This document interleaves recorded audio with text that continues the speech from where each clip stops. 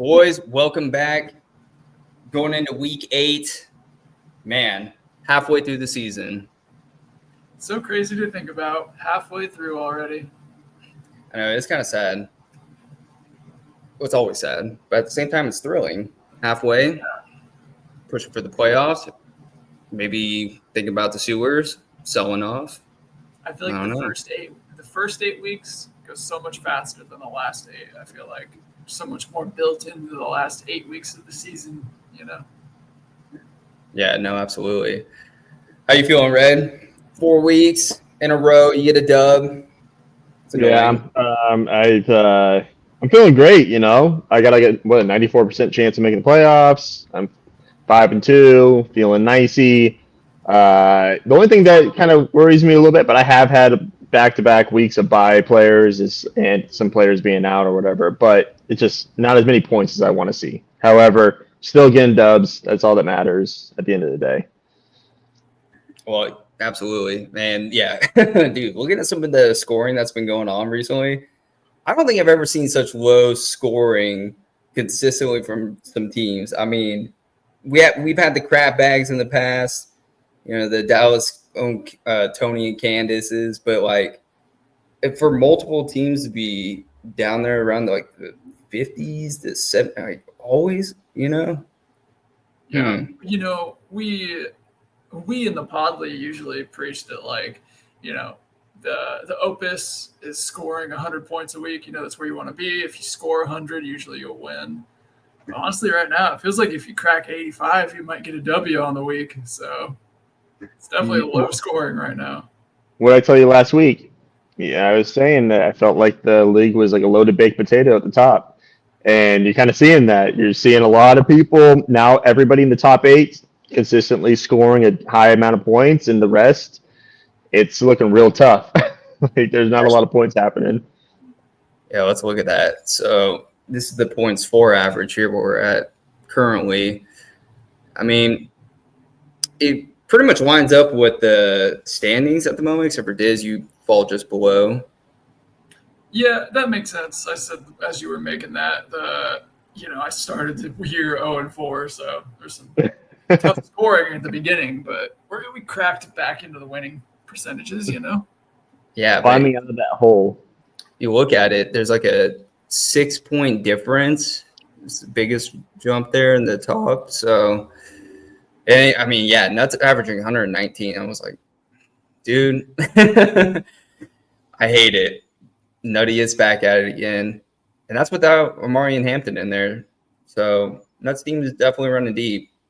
I don't even know if that even matters, though. Like, dudes throwing guys in there, just getting like Tez Johnson just randomly coming out with a good game. His defense has I don't know, he's got good defensive matchup. So, I don't even know if it's really the fact that Amari Hampton's in there. It would be like anything crazy different. I think Nuts just having a lucky year. Well, I don't know. Actually, I disagree. Sorry, Diz. But I was just thinking about it because he hasn't really had Derrick Henry going either, with Lamar being out in the bye week and then Omarion. So, I mean, you put those two guys back in there. And, I mean, yes, it's the players that you have and stuff, but it's also fantasy is about how you manage it too. Like a good manager on top of good players, that's usually a recipe for success. So I think Nuts just always been notorious for being a good manager. Not to stroke Nut off over here. This isn't the freaking Nut tour, but I mean, I always think about his championship against Alec when he was having to figure out that whole QB situation. I don't remember the guy's name that he started. Nick Mullins. But this is what I'll tell you real quick. Okay, let's just pump the brakes on the old Nutty fucking milking him. Patrick Mahomes, you guys expecting him to be an MVP candidate this year? Did you? I don't think many people thought that. I don't think that we thought we would be a top 5 fantasy quarterback. Picks up Ramondre Stevenson. Ramondre looked like shit the week before. That team looked like dog shit. Comes out and has his best game of the year as soon as Nut picks him up. Had a good matchup still. That's kind of ridiculous. Trevion Henderson completely regressed. I'm just going to say, did you guys think that Jackson Smith and Jigbo was going to be on pace for 2,000 receiving yards this year? Nobody thought that, and I know Nut didn't think that either. Yeah. He's got himself like, okay, he drafted these guys and drafted well, but some of these guys' positions that they're in right now are way over our expectation. So like I just, I'm not gonna sit here and be like, it's like a lot of dominoes have fallen for Nut. Najee Harris went out. Omarion Hampton was the hog. Obviously he's injured now, but that was also another thing that kind of transpired for Nut's favor. So yeah, he drafted good, but some of these things are way higher than like I said, what we were expecting. Yeah. Yeah, I mean, we all get lucky in our fantasy lives. Some of us have bad luck when it comes to injuries or our players not panning out, but I feel like all of us get a stroke of good luck at some point in the season. I mean, like for Dill, when he drafted Ibuka, I don't think you were expecting him to be like the number one wide receiver in the league right now. No. But we expect regression. We expect regression, right? And what's Ibuka doing? Coming back down to earth. Well, I mean, yeah. I don't care if he's hurt or not. There's always regression that comes. Well, I mean, yes, there is for sure, but also you're seeing regression after Mike Evans just got called out for season. So I mean, I don't know. Just saying, I don't think that Ibuka will be like. I'm not saying he's gonna go out there and get 2 tutties a game, but I do see your point, Red. I mean, yes, and I mean at the end of the day, there's a shit ton of luck in fantasy, whether it's bad or good. So I think there's part of it there, but also where you can control the luck aspect of it is just your own management. I think there's always have. I think there's. I don't even necessarily know if I'm saying like, okay, he has had some lucky breaks, but I think that what I'm really getting at is that even for Nuts expectations on the players that he drafted, like if we look at it, I'm sorry, but JSN is nowhere near Jamar Chase, and the fact that he's going to possibly, there's going to be a point where he's going to have to regress at some point. Like I just don't see that being the case. To your point, Red, I am playing Old Nuttiest this week, and I will kick off the regression for that man because I'm going to be fucking pounding his pud in the corner. Perfect. Yeah, definitely knock him down a little bit. Nut knows this because I think I was the one that started the term like the trades for Nut Week or like the Nut Week discount. That's what it was because I traded for like Terry McLaurin the week that I was playing for him last year. But yeah, I take it seriously now. I don't even think I really need to make a trade, but I'm gonna take you out, son. Well, speaking of trades, let's talk about the ones that happened. So there's your boy Ramondre right there, Red. Nut sends $15 to old Cleaner for Ramondre. Favorite player. I know it's so funny too because Cleaner at the beginning of the year is like, I fucking hate the Patriots. They all suck. Like I'm not gonna have any of them. And it's like, all right, so you drafted Stephon Diggs, you traded for Ramondre, and then you're loading up. I mean, I guess you traded Ramondre away, so whatever. But yeah, Ramondre is a nice piece, kind of. It's better than some other pieces. Like I take more of a Vidal. You know what I mean? Like Ramondre can do it. I still think he's lost it a little bit, but like this is not like a long-term plan for Nut. He's just fucking sticking him in there until he can get his hogs back. I think the reason you trade for a guy like Ramondre is because of the confidence that the Patriots have put in the team. So even if he's ass and even if he's fumbling, the Patriots have actively shown that they're like, you're our guy, we're playing you, fucking get out there and get it done. So that's why you go for a guy like that. I know I said I would take J.K. Dobbins over Ramondre, I think in the past, what I said. I'm honestly shocked that he traded off Ramondre instead of like getting like offloading from Rico and Chuba, because I feel like that's just going to be like such a tough decision every week. And dude, yeah, and like you just said, they don't care that Ramondre's fumbled the ball 4 times in the first like 7 weeks. They're going to run the rock with him, and they have the easiest schedule the rest of the. They had the easiest schedule coming into the year, and it still looks like the easiest schedule. So like I'm just surprised that he got rid of Ramondre because I don't know. I feel like you could have got the same amount for Rico and Chuba or something like that. Probably gonna get more. I just don't like that duo. Like it's not we're not talking the Lions and we're not talking, some of these other teams that use two back sets that are productive. I just don't see that being the same way for them. Yeah. Well, we're just wheeling and dealing. Well, yeah, at the end of the day, it made $15. Yeah, that's it. Money talks. Next one. Between you, Red, and old Jesse there. So, Red, you sent $15 to Jesse. And you got Nico Collins, giving him DK Metcalf and Michael Pittman. Mm-hmm. Speak on it. How did it go down? For me, I've been trying to get rid of Pittman all year. Nobody wanted Pittman. Like I could not get Pittman away. It just nobody wanted him. And he's actually been really good this year, and he has a great keeper value. So he's only $4 next year. And then DK, I will not trust the Steelers' offense in any way. I know that they've looked decent, but DK finally went up against a good defense last week. Was it last week? Yeah, or no, they went up against a shitty defense. They went against Cincinnati, right? And if he couldn't get it done against Cincinnati and they just ran the ball like they did, and Aaron Rodgers using tight ends, I just didn't feel comfortable with DK. I just wanted a top 10 wide receiver. So for me, I just wanted to consolidate my team where I have, and I told you guys this before the show, I have a chance of QB1. I can have Nico Collins in the top 5 of wide receivers, hopefully. And then I have Saquon obviously has this potential to be a top 5 running back. So if I have all 3 of those hit, like I feel pretty good in the playoffs if they're rolling along. So that was my whole thing with Nico. I just needed a top 10 wide receiver. And I was willing to give up some of these mid-tier guys. Red, I had mentioned this before the show started, but I was actually surprised when this trade went down because I feel like you've been vocal against the Texans' offense in the group chat. So I was just surprised to see that you would, like, on paper, Nico's got the athletic ability to be in the top 5, absolutely. But will it actually happen because of CJ Stroud and the offensive line? I don't know. Yeah. Keep talking. I'm going to look something up real quick. I was fine with this trade.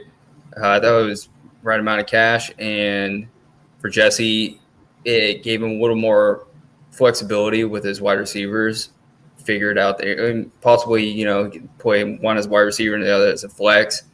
But like DK could have some good weeks, right? He reminds me more of the boomer bust kind of type of guy. It seemed like he was like that on the Seahawks too. And then Pittman, dude, I was saying it the other day, but Colts had, I don't know if they're still the number 1 offense. Cowboys might be in there. But the Colts did have the number 1 offense going into last week. And it's like, dude, get a piece of the offense somewhere. You're more likely getting a score. I always was a fan of Pittman. Will I ever get him again? No, because he burned me too many times. But the motherfucker's doing it. So can't argue the facts. Yeah. At the end of the day, and like Diz was saying, I don't think anybody watches the Texans and are like, yeah, that's good shit. But I'm thinking about, I want a top 10 wide receiver. Yeah. Jamar Chase, he wasn't going to give up Jamar Chase. I know he wasn't. So I wasn't even going to ask Jesse about Jamar Chase. I could barely get Jesse to respond to me about fucking anything. So I was happy to just even get a response. Justin Jefferson, I tried to give a shitload to COD as well, and he decided to take a payday from fucking CBN. CD Lamb, I know Cleaner. He ain't gonna trade CD Lamb. That dude, motherfucker, probably would ask me for $50 and DK Metcalf and Michael Pittman. So I wasn't gonna get CD from Cleaner. Sun God, he's on Jane's team. Not gonna get him. Like Puka, Calvin's not gonna get rid of Puka. That's his baby. So there's all these guys, right? Drake London, I couldn't get a hold of Gabi. So there's no way. So I had to get something. I had to get a top 10 wide receiver. And I couldn't get anybody. I knew there was certain people that were going to value them too high, or there's people that already sold off their wide receiver that I already tried to get. So this was my last chance to get a top 10 wide receiver. So this is why I went with this route. Well, yeah, it's classic too, and this is what we've talked about before: consolidating. When you have multiple pieces, but it's like too many for you, and you just you want to upgrade. If somebody's lacking at depth, it's what you should be doing. We just don't see it as much anymore for whatever reason. I was going to say the same thing, actually. I was thinking this trade makes so much sense for both of the teams. And I feel like a lot of different teams around the league can do something like this to benefit themselves, but we don't see it that often. It's because I feel like the more the attention is put on maximizing the cash. And so when you're increasing the cash like that, you're going to get less actual player. Like, no, that's fair. If I'm being honest, like if I had Nico Collins and somebody came to me with DK Metcalf and Michael Pittman and say we were in a league with no auction, this is still a trade that I would consider, especially if I was in Jesse's position. Yeah, like sure. Even if it was no cash, which sucks because I had to give out cash, and that's just, I swear, like maybe there's some people out there that will do just a player for player, like you guys were able to do it, right? But I almost felt like, and no shade to Jesse here, but I felt like the only way I was going to get his attention is if I gave any cash. Like I could have added like another piece into this, like Tony Pollard. He's not the best running back, but that would be another solid piece for his bench, right? And he probably wouldn't have paid attention to that. If only way I could get Jesse's attention if there was cash involved. For sure. Well, I think kind of to that piggybacking off it, it's like, you know, they always say know your league. Well, you got to know the members in there. And so I think now that we've had cash for so long, where we're at with our trades and how they are centered around cash, obviously you can still get player for player trades done. We've had the most this year since we probably had auction cash. But yeah, it's now it's like you have to know who you're talking to when you go to them with a trade. If it's Diz, I know I got to bring some cash to the table. Or, you know, even though we did the player for player, but it was kind of like, honestly, with Diz, I thought that I was gonna there was gonna have to be some sort of cash talk involved in there. But I think that's just the way it kind of is now. So, anyways, you just have to know who you're talking to. Do your homework. Last one here. So Trike, he's in sell mode right now. So kind of what we're talking about, you got to get that depth. So we went and got T. Higgins, and I still can't say that dude's name still, but he sucks. Io Manor. Yeah, Io Manor. Anyways, yeah, Tron sent $25 to Trike there, and Tron got himself a wide receiver 1 in AJ Brown, which, again, the timing of some of these trades this year are just so crazy to me, because it's like the domino effect or butterfly effect or whatever. It's like they make a trade and then immediately something happens right afterwards where it like either benefits or fucks somebody. Like, so this one, like Mike Evans breaking his collarbone and going to the IR right after Trump got AJ Brown. I was telling him today, I was like, dude, you're so lucky you got him. Like, even though actually AJ Brown's dealing with a hamstring injury himself, missed practice today. So there you go. But it's so wild for Trike too, because Trike was 1 week away from finally getting through the waiting period with AJ Brown and misses out on his boom game. So, dude, right? Imagine if he got injured. I said it on Sunday. I said, Trike, if you didn't do any of your trades, you would have won this week by a large margin. Like if he would have kept Javonte, if he would have kept Sutton, if he would have kept AJ Brown, like he fucking, I can't remember who he played, but he smashes them. Like he put him, like, you know, he wins. And so it was interesting to me. I was just, I wasn't the biggest fan of the Breece Hall thing. I mean, not the Breece Hall, but the Breece Hall trade, because the Xavier Worthy, Worthy and Kelsey are exactly what I thought was going to happen.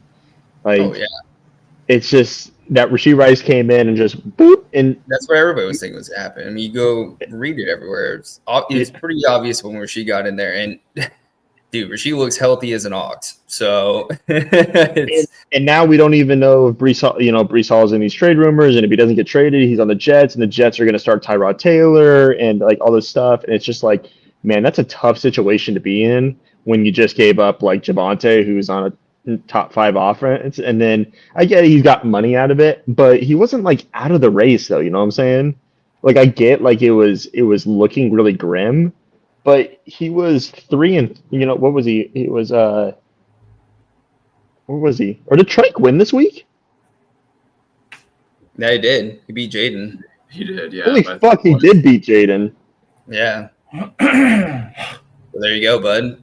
Fucking riding his big wheel coming through. Oh, that's because fucking yeah. Okay, now I remember. All right. Yeah, because Debo was a game time decision, and then so basically he fucking just So I for sure thought he was gonna lose because I think there was like a 80% chance he was supposed to win. Yeah, he came back with that. He won on that Jason Myers field goal the Monday night. So I'm like, fucking Monday nights, bro. Man, yeah. Let's talk about it. Regardless, I think that Trike would have been better off just not fucking selling him off like that. Well, yeah, this is where it comes down to. Okay, so if I'm Trike, like, I mean, I've definitely been there at these points where you're looking at your team, you're like, okay, I'm gonna have to collect a lot of hogs to have a shot at winning. If you think you're gonna win it all, there's one thing about making the playoffs, but if you're like sitting there with not as much cash as you would like, or you think you get a bunch, it's like you don't want to just sit there and just make the playoffs and make the playoffs because now you still don't have any money. Yeah, I think this is like but it's like finding a balance between where you're going to sell your guys off. 6, 7. It's like how much do you want to actually liquidate because you're going to fucking send yourself to a sacco. No, I agree with this, but there's also an art to the sell, right? And I think Diz, you were a part of this last year, and we've all been a part of this. There's an art to the selling form, right? Where in the sense that if you sell too early, you won't make as much money. Because when we get down to the week 7s and the week 8s, and I know everybody gives me shit about not trading until week 8, but when you get down to the nitty gritty of that last week or whatever, what's our last week of trading? Is it week 8 or week 10? Week 10, right? 10. Okay, when you get down to week 10, people will give their life for a player. Like last year, like how much did I pay for Terry McLaurin? I think you gave me like 23. No, it was 29, right? 29 or 27, one of those two. I can't remember, but still, but not even that. But then also Dylan with the James Cook, right? Like you will give lots of money unless you have like the Calvins of the world, where in the first week he'll be like, "Oh, I'll offer you $40 for fucking Amon Ra or something," you know? It's like okay, like, but no, most people, it's like if you're 3-3 like Trike was. And you're steadfast right now. Like, yeah, I get making more money. I mean, I'm making the money right there. But if you hold out and say like he ends up being like, 5 and 5 or something like that, like you never know. Like you could probably make a lot more money off like an AJ Brown or something. He still got good money, but I'm just saying some people will be more desperate because they feel like they have to make a move. I'd like to throw one more perspective on this. Like selling his team. For him, yeah, he's got to make some money back. There's also just the feeling of, and I know this because I experienced it this year, even though I've won 3 in a row, and I definitely experienced it last year. When your team is losing consistently, sometimes you just want to fucking change it up. Like, It hasn't worked, and now we're in week 8. You're like, well, am I going to do the exact same thing that I've done the last 7 weeks? Or am I going to make a trade, get a different person? Maybe he's better, maybe he's not. In the case of AJ Brown, Mike had been just fucked on by AJ Brown for 7 weeks straight. And he's like, okay, I'm done with this guy. And then, of course, the second he trades him, he fucking blows up. But, I totally get, like, if he's just totally done with the players on his team and he's like, get him out of here. Yeah, I get that too. I think we all have good perspective. I think, like, honestly, there's many different ways to do it. But I think, it's whatever you feel the most comfortable with. I just have seen everybody do it different. I myself, I traded my whole team away that one year, and I still made the playoffs. Remember that, Dylan? I freaking maxed out my cash, and I still made the playoffs. And I got T. Higgins. That's how I started keeping him every year. So there's situations where that works out. Yeah, sometimes it does work. I mean, I remember the year that I got OBJ and Zeke, and they're like, it was like way past their primes. And I think that was the year I sold Najee and Mike Williams to Calvin, and he spent like $45 on him or something. And but yeah, it ended up preventing me from losing the Sacco. It kept me out of it just because of those guys. So sometimes it does work out when you do it. It's just you got to be careful. That's where like with Nick right now, you know, I'm looking at his team and everything, and it's like, dude, I mean, you got James Cook, and then it's just everything else in there. You know, so if you sell too much, then you really fuck yourself because you have to start buying a lot of people. You don't have like any assets to really go trade. True. Let's not forget the luck aspect we started this show with, because you know, as a small diner owner, as myself, I had one of the worst rosters in the league last year, and I didn't win the Sacco. So there's a lot. I think, and we'll talk about this more when we talk about matchups and everything. But I think kind of what you're just saying, Dylan. We got one player, and that's it. COD is right up there too. Like that. Like yeah. I don't know. There's a lot of people that don't like Dak Prescott, even though he's playing really well, and quarterbacks are already kind of hard to get rid of. But I'm just saying, like, you got George Pickens and Dak maybe, but like that's it. I don't know if this dude's team doesn't start doing anything. I don't think he can really make a lot of money from this team. So he might just have a lost season and not a lot of cash next year. Yeah, because if he sells off George Pickens or Dak, dude, like who's gonna save him from a Sacco? So then you go to the Sacco and you lose half your money that you made, like. And that's where the consolidation part comes in. It's like you have to get some sort of assets back to protect yourself and like kind of balance out your team when you're in that position, you know? It's so just selling everybody off, like that was my problem with Nick. I hope you're listening. That trade we did with Calvin there, and then when you try trading with me, with James Cook, Jordan Mason, all that bullshit, you're like, oh, I need Rome in there because I need a wide receiver 1. I'm like, well, dude, if you need a wide receiver 1 so bad, why you just trade him away? Like, so that's where we get to, you know. But yeah, so I totally agree with you, Red. I think if you do wait, and I'm not saying you have to wait the entire time, but like when you get closer to that deadline, you know people are opening up them pocketbooks. Mm-hmm. And it's like it's do or die. So, but let's talk about that because we're halfway through the season, going into week 8. This is a clusterfuck of a standings in there. I mean, I can't even count how many goddamn 3 and 4 teams there are. You got 1, 4, and 3. I like that.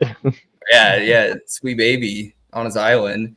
But you got Guru and Nut. Yeah, there's 3 teams with their own little records.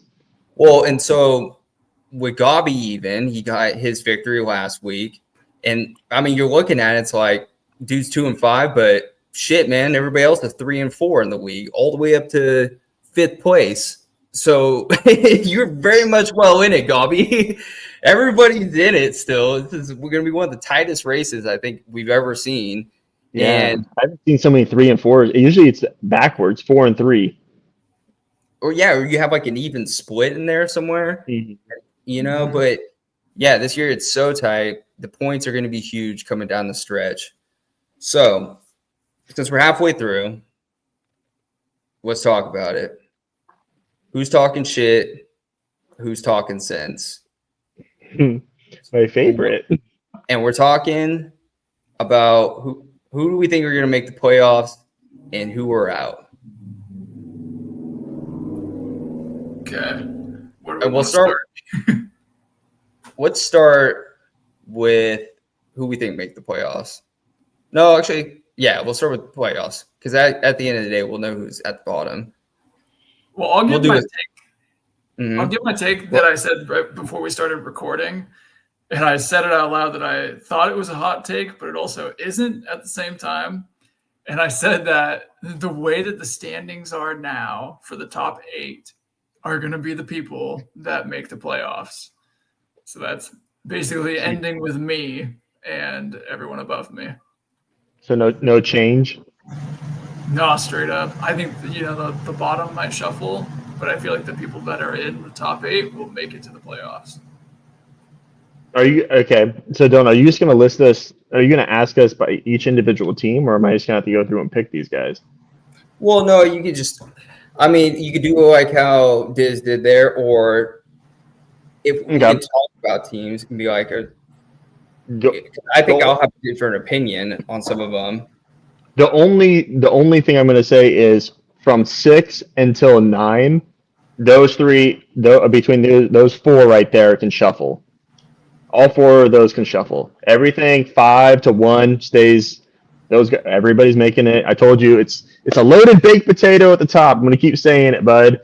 Freaking, you got Nut, who's the potato. Dylan right now, he's the fucking bacon. I'm the cheese. You got fucking sour cream, who's Jaden. You got Steven, who's the fucking chives or whatever they put on him. So I think those guys stay the same. And then anybody 10 to 14, I honestly think that they don't have a shot. I look at those teams and I don't know. It's weird because Gobby's team I actually like a lot, but I think he just might be too far down.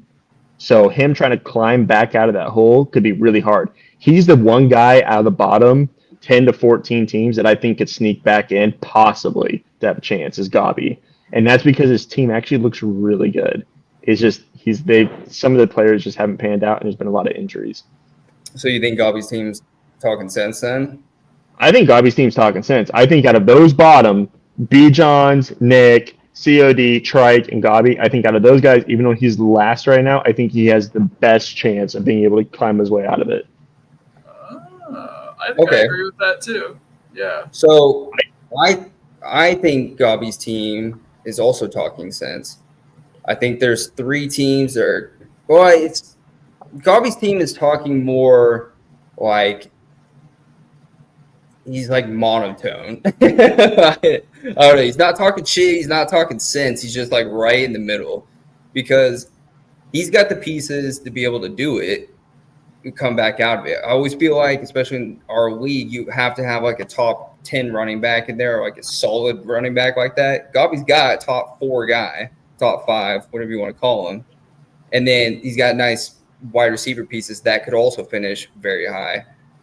It's just him. He like his players, like BT Juice, Drake London, they just gotta like put together consistent weeks. It's just not consistent.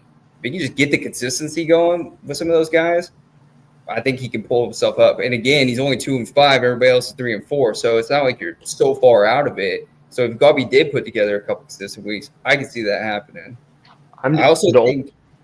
Sorry, I'm just worried. Just before we start talking about Gobby, I'm just worried because this week is going to be a shit week for Gobby because he has a lot of bye. He has Goff and Gibbs on bye this week. I think the reason why I think he can climb himself out into the flex seating for when it comes to the consolation bracket, I don't think he makes it to the playoffs per se because he's going to be 2 and 6 after this week. He's going to lose the cleaner, and then he has to rattle off 5 straight wins, and I just think that's really hard to do in the league. Well, would you have to rattle off 5 straight wins? Because I mean, how many people are in here are going to be 3 and 5 this week? Okay, 5. Okay, so then he has to win 4 out of his last 5. I don't know. Like, it's just a tall task, I would say. Like, it's not too many people that make it in at 6 and 7. So yeah, that's what I'm saying. This year feels like the anomaly to all of Nuts' stats that he has for the playoff prediction because we don't have. I don't think I've ever seen the year like this deep in the season or halfway point where it's so stacked on each other like that. I just don't remember it. But the other one I actually think that is talking sense is B. John's squad. Sounds crazy because it's B. John's, but dude's been without Lamar Jackson. He's been without George Kittle. He gets both those guys back. He just bought Pookie to slide in there. And he got Cortland Sutton to shore up his wide receiving core a little bit. But I think Lamar Jackson and George Kittle coming back is going to be huge for B. Johns because B. Johns actually been competing. Even like there's been weeks where he's in there, but it's just he hasn't had his guys. So I think B. Johns can actually sneak in. I can see, and to be real, I can see Cleaner talking shit And Quinn, I know you probably think they're always targeting you on this stuff, but like, dude, I just hate the teams that you put together every year because to me, it doesn't like it shouldn't be doing as well as it does. And there's again a lot of luck that usually comes into it, and it's like I don't know. There's also like Kuner's had some bad luck this year, but I just think again like some of pieces of his team I'm not like huge on. The move you just mentioned, Red, with the Ramondre thing, I definitely don't like having to either start both Carolina running backs or pick between them, either or. So I can see Queener sliding out. I can see Bijan sliding up. And kind of like what you were saying earlier, Diz, the rest of it, I think that's pretty much who it's going to be. Jesse, he's kind of, he's a little bit of a bubble, but I'm going to give him the talking sense enough because, like with Joe Flacco there, you got Jamar Chase actually doing things. He's fucking teaching, honestly. And then Josh Jacobs still running there, and you got Tucker Kraft. He just doesn't have the QB. That's my problem with Jesse's team, too. Is like he doesn't have the QB going. So, talk a little more shit. Sorry, this is I'm kind of my OCD is kicking in here. Okay, we're talking about all these teams. Do you think Guru's talking shit or talking sense? Honestly, I think he's talking sense. He has guys on his team that can blow up. I'll give him that. Yeah, all right. Okay, sorry, Dylan. I'm like having a hard time trying to keep track of who we're talking about anymore. I was all I was doing was swapping Cleaner with any one of those guys in there, essentially. Okay. Just 30 in. It was okay, just all I do is okay. Go ahead. And then Trike. So are we saying he's talking sense or talking shit? Talking shit. He's talking shit too. Obviously for all the reasons we've already touched base on. I don't like Kansas City receivers. We don't need to get into it again. We already know what's up. Yeah. All right, and then COD. I know I touched base on COD's team. I literally don't even think I would maybe buy Pickens off him, and everybody else on his team I could hit the fucking free agency. Well, maybe ETN, even though he's looked like dog shit the past 3 weeks. Dude, he's talking shit. He's talking shit. Bad. He was one of the guys that we were grouping into the 50-point-a-week teams. Dude, I told you guys multiple times on Sunday, I was like, I'm so glad I'm playing at COD this week because my team was not producing like I wanted it to. And I just knew he was going to shit the bed. I was like, he's not scoring this many points, no way. And I apologize to Trike because I told him I said he wasn't going to score over 75 points last week. And he actually ended up scoring 83. So I was a little bit off. Oh, yeah, dude. When I woke up for the early game, I looked at the scores and I'm like, dude, COD has so many guys running and there's not shit going on. Did something happen in the game to his players? It's like the day was over before it began. I don't know. COD is I wish he had his approach with golf with fantasy because this dude pulls out all the wrong clubs at all the wrong times on his team. You know what I'm saying? Starting the Jaguars defense against Matthew Stafford, I just knew there was something about Matthew Stafford, man. You just knew that was not a good deal, and then they just fucking get shit on, Yeah, that's a wild pick to be making.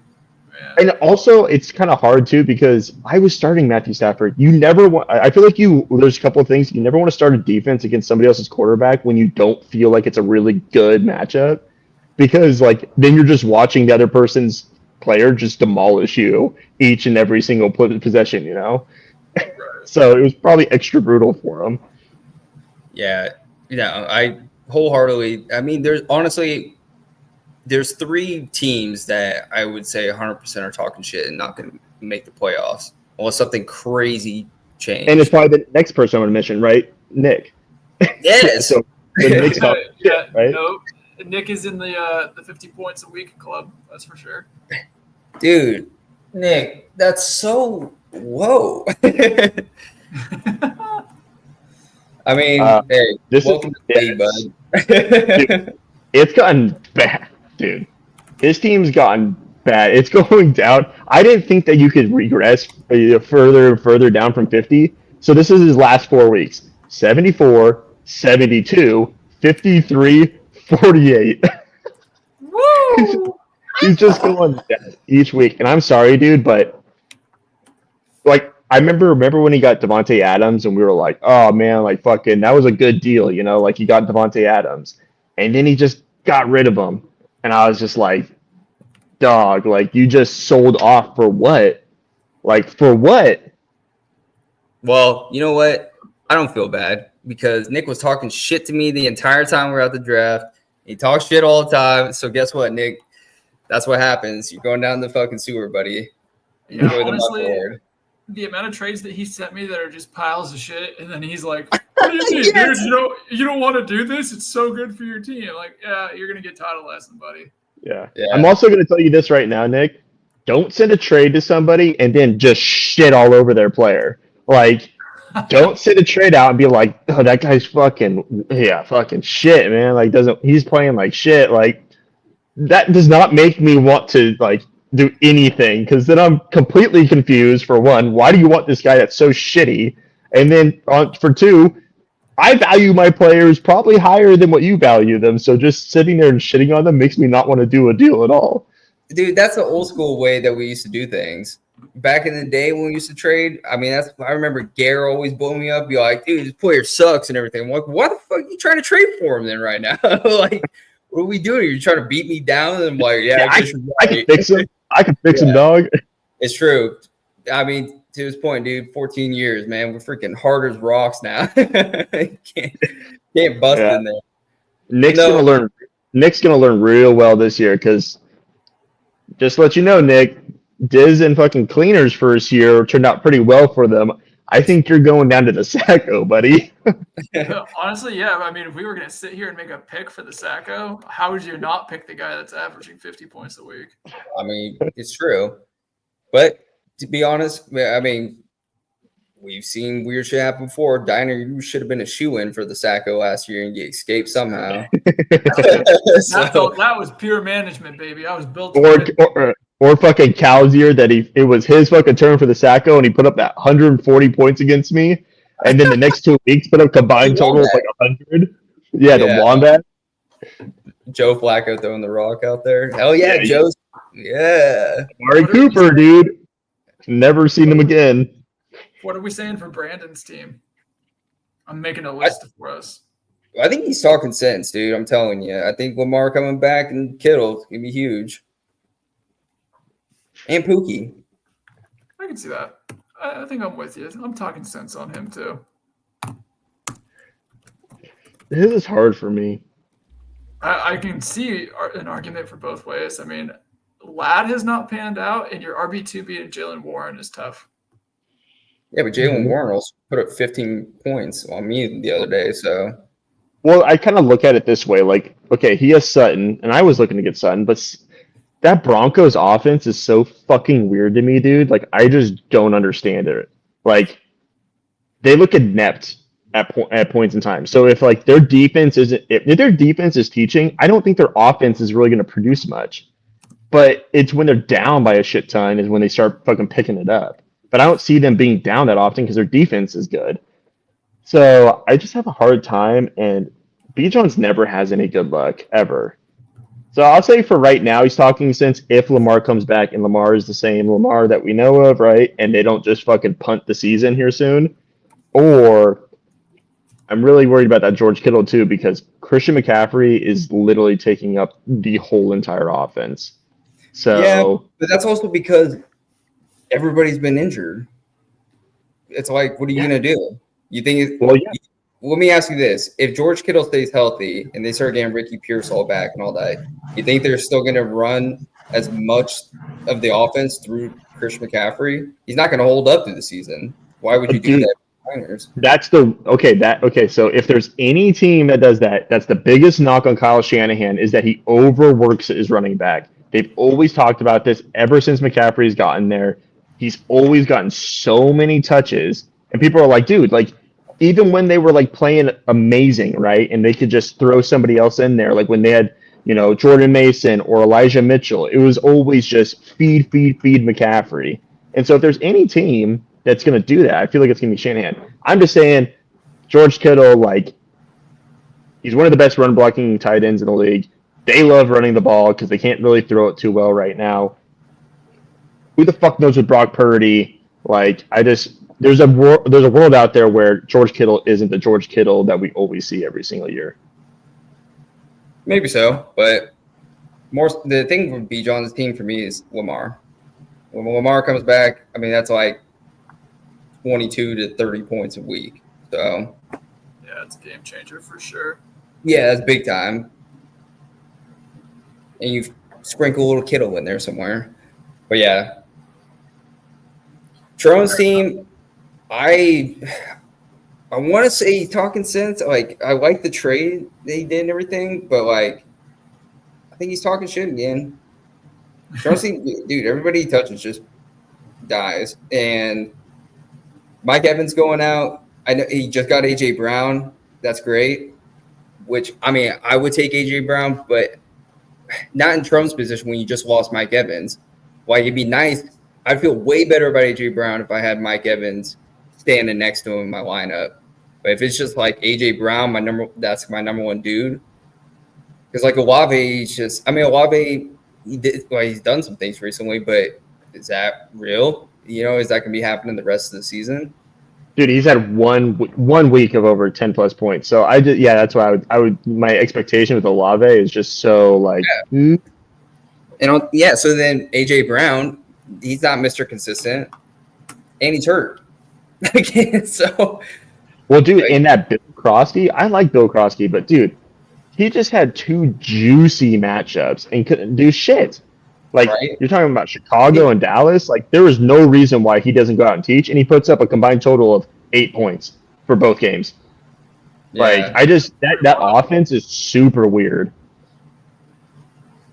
Yeah. What do you think, Diz? Yeah, I'm saying he's talking shit, obviously. No way. He's commander injury prone. I think he's talking shit too.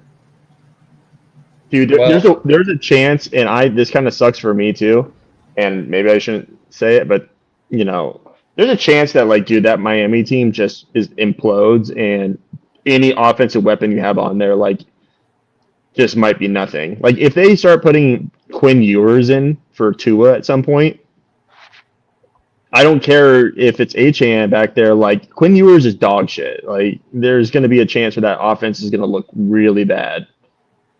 Yeah, we were just saying before we got on here, we're like, Mike McDaniels basically has to bench Tua to keep his job. But I mean, I don't think they get better if they bench Tua. So it's like a double-edged sword. Right. They're kind of screwed.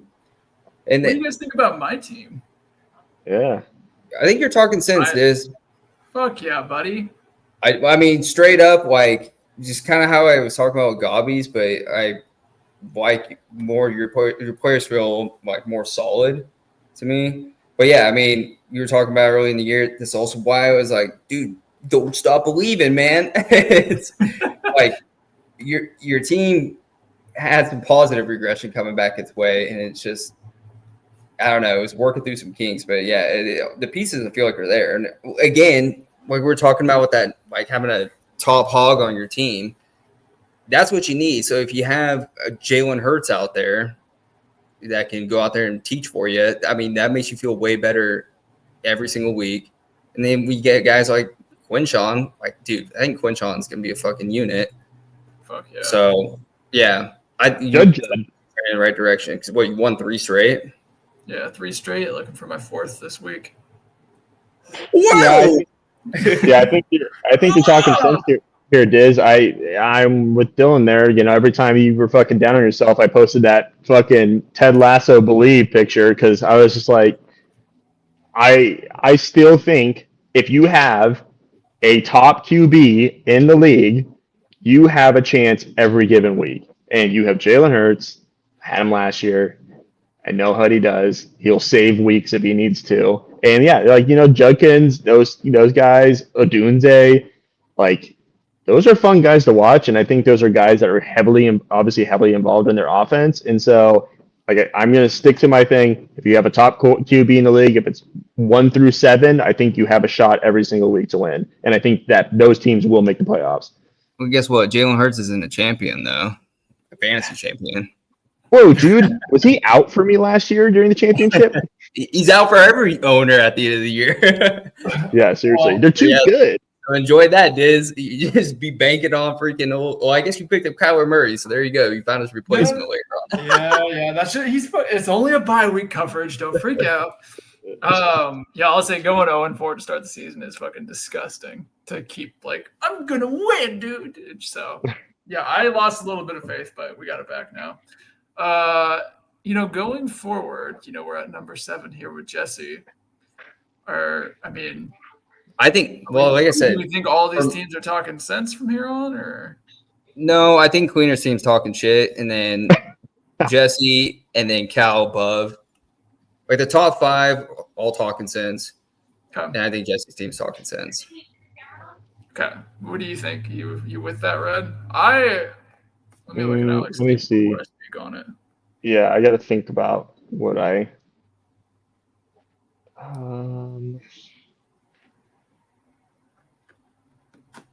Rico. I'm trying to think.